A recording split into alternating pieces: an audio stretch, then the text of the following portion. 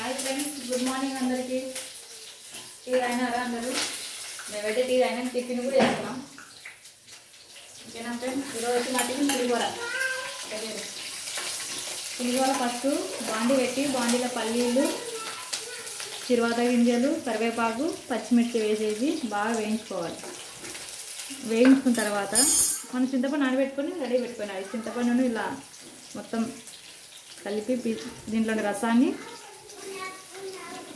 దీంట్లో పోసేయాలి. మన అన్నం కూడా ఆల్రెడీ ఉడకబెట్టుకొని రెడీ పెట్టుకొని ఉండాలి అన్నం. సరేనా ఫ్రెండ్స్, ఈ చింతపండు పులుసును దీంట్లో వేయాలి మొత్తం.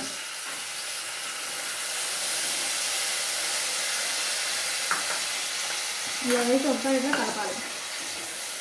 అది కనపడుతుంది బాగా. తర్వాత కొంచెం పసుపు, కొంచెం సాల్ట్. ఆల్రెడీ మన అన్నం ఉడికేటప్పుడు సాల్ట్ వేసినాం కాబట్టి దీంట్లో కొంచెం మాత్రం సాల్ట్ ఇద్దాం. ఓకేనా ఫ్రెండ్స్, ఇది బాగా దగ్గర పడేంత వరకు మగ్గ పెట్టుకోవాలి. తర్వాత అన్నం దీంట్లో కలుపుకోవాలి. ఓకేనా, బాయ్.